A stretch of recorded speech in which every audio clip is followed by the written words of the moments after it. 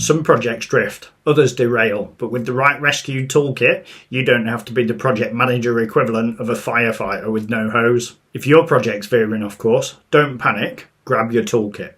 I'll show you how to spot trouble early, respond fast and rebuild trust without burning out. Hi everyone, it's Dave here and welcome back to Project Management 101.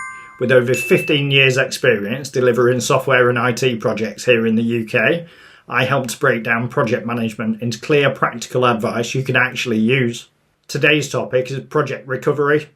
No matter where you are in your project management journey, it's really common to inherit a project that's already running. Sometimes it's off track, and one of the most valuable skills you can learn is how to spot the signs early and how to steer it back to safety.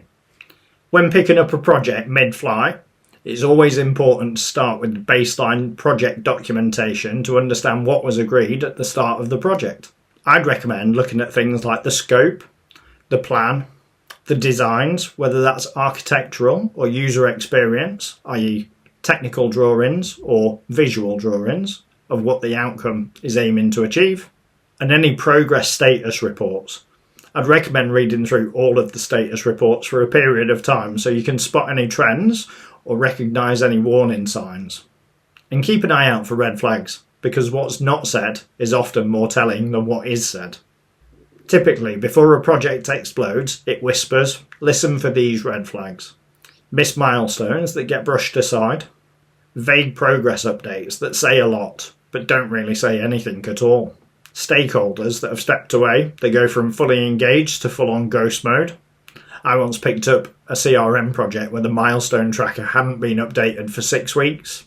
The reports looked really polished, but under the hood of the project, the dependency work hadn't even started. If you ignore these warning signs, it's like trying to fix a flood with a mop.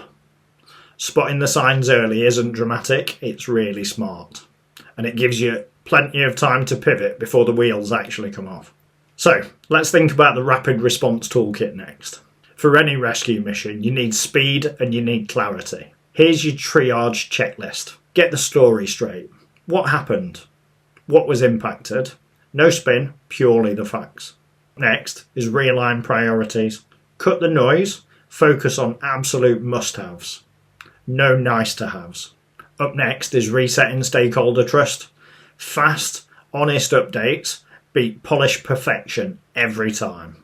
Think of it like stabilising a patient before surgery. You're not fixing everything all at once. You're just stopping the bleeding first. As always, I like to use a metaphor to bring to life all of the project management techniques that we break down. Again, this week's no different. Projects don't always just crash. Sometimes they splutter, stall and pull over and put their hazard lights on. Imagine you're driving down the motorway. The engine starts making a noise you've never heard before. All of the lights light up on the dashboard and the car starts slowing down. You don't pop the bonnet in the fast lane. You get to the hard shoulder, you call for help, and you work out what you can do next safely. That's your role as a project manager when your project starts breaking down. Firstly, you get off the road. So you pause any unnecessary work streams, and then you stop the noise. And then you assess what's working, what's broken, what's urgent. And finally, you decide, can you fix it on site or do you need a tow to a full recovery plan? The worst thing you can possibly do is ignore it and keep on driving, hoping the problem will disappear. That's how small issues become full-blown failures. Up next, let's think about the project manager firefighter mindset. The firefighter mindset isn't about heroics. It's about calm, methodical triage. Because you're not just saving the project, you're restoring credibility. Always stay composed, be transparent. And remember, the goal isn't to look good, it's to get the project back on track. Because when the dust settles, people will remember how you handled the heat. You might ask, what is the best method to rescue a project? And the truth is, prevention is better than the cure. But when you do need to act, remember what we've talked about in this video, and remember that clarity is always better than chaos. I'd love to hear from you. If you've got any project horror stories, drop a comment below. I'll try to respond when I get a chance. I'd love to hear your biggest uh-oh moment and how did you turn it around.